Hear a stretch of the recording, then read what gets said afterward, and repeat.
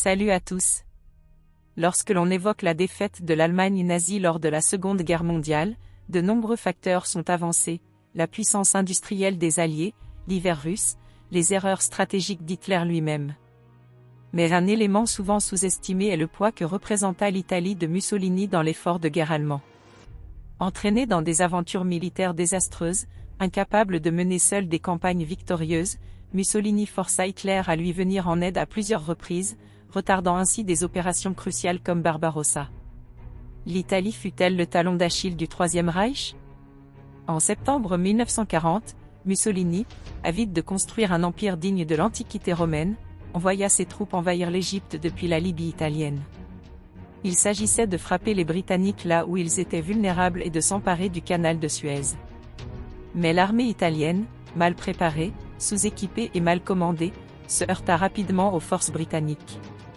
En quelques mois, la contre-offensive britannique repoussa les Italiens loin en arrière, capturant des dizaines de milliers de soldats. Face à ce désastre, Hitler fut contraint d'intervenir. Il envoya en février 1941 l'Afrika Korps sous le commandement d'Erwin Rommel, l'un de ses meilleurs généraux. Grâce à la supériorité tactique de Rommel, les Allemands reprirent l'initiative et firent reculer les Britanniques. Mais cette intervention mobilisa des troupes, du matériel et des ressources qui auraient été précieuses ailleurs.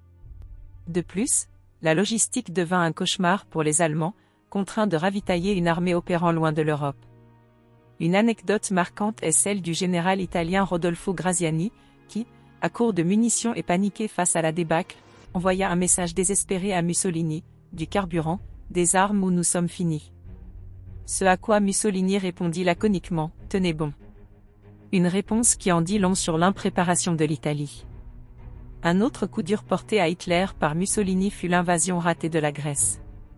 En octobre 1940, sans en avertir son allié allemand, Mussolini décida d'attaquer la Grèce depuis l'Albanie. Mais là encore, l'armée italienne se heurta rapidement à une résistance acharnée. Les Grecs repoussèrent facilement les envahisseurs et avancèrent même en Albanie, humiliant le régime fasciste. Pour éviter un effondrement total de son allié, Hitler fut une nouvelle fois contraint d'intervenir. En avril 1941, la Wehrmacht envahit la Grèce via la Yougoslavie, renversant rapidement la situation. Toutefois, cette campagne retarda le lancement de l'opération Barbarossa d'au moins 6 précieuses semaines. Ce retard, ajouté à l'hiver particulièrement rigoureux de 1941, empêcha l'armée allemande d'atteindre Moscou avant les premières grandes gelées. Ce fut peut-être l'un des tournants majeurs de la guerre. Un officier allemand aurait dit à un diplomate italien après la victoire allemande en Grèce: « Nous n'avons pas conquis la Grèce, nous avons réparé vos erreurs. » Une remarque cinglante qui résume bien le ressentiment des Allemands envers leur allié inefficace. Lorsqu'Hitler lança l'opération Barbarossa en juin 1941, Mussolini voulut prouver que son pays pouvait être un partenaire militaire fiable. Il envoya le Corpo di Spedizione Italiano in Russia, CIR, une force de plusieurs dizaines de milliers d'hommes. Ces soldats, mal équipés et peu adaptés aux rigueurs du front de l'Est, furent intégrés aux forces du maréchal von Paulus à Stalingrad. Leur inefficacité devint flagrante lors de la contre-offensive soviétique de l'hiver 1942 à 1943. Lorsque l'armée rouge lança l'opération Uranus, les divisions italiennes, mal préparées et insuffisamment armées, s'effondraient rapidement, ouvrant des brèches fatales dans les lignes de l'Axe. Cette débâcle précipita l'encerclement de la 6e armée allemande à Stalingrad, scellant le sort de la bataille et marquant un tournant définitif dans la guerre sur le front de l'Est. Les rapports allemands de l'époque témoignent du chaos, des soldats italiens fuyant en pleine débâcle, certains jetant leurs fusils et d'autres tentant de se faire passer pour des Allemands afin d'éviter la capture. Winston Churchill qualifiait l'Italie de « ventre mou de l'Europe », une faiblesse stratégique que les Alliés allaient exploiter dès 1943. Après la chute de la Sicile en juillet 1943, le régime de Mussolini s'effondra. Le roi Victor Emmanuel III fit arrêter le Duce et annonça l'armistice avec les Alliés. Hitler dut alors mobiliser des divisions entières pour occuper l'Italie et empêcher une reddition complète. La Wehrmacht, déjà mise à rude épreuve sur le front russe et en Normandie, fut contrainte de détourner de précieuses ressources pour stabiliser la situation en Italie.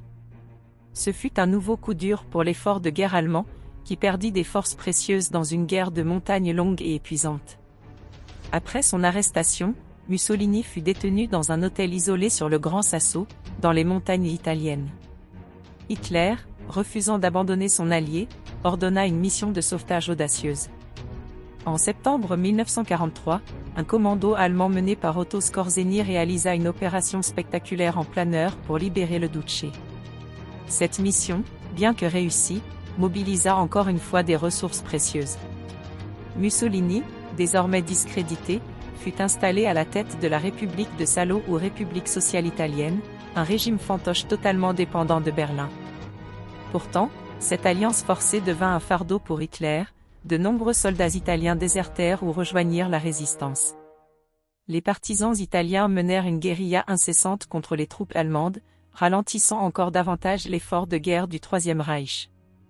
Un soldat allemand déclara plus tard : « Nous n'avons pas sauvé Mussolini, nous l'avons ressuscité pour le voir mourir une seconde fois. » Si Hitler a perdu la guerre pour de multiples raisons, il est indéniable que Mussolini fut un poids énorme pour l'effort de guerre allemand. Sans les interventions répétées pour sauver Mussolini, Hitler aurait pu concentrer ses forces ailleurs et, peut-être, changer le cours de la guerre. Ainsi, loin d'être un allié utile, Mussolini se révéla être un fardeau stratégique qui contribua, indirectement mais sûrement, à la défaite du régime nazi. Si cette analyse vous a plu, n'oubliez pas de liker cette vidéo et surtout de vous abonner. À bientôt.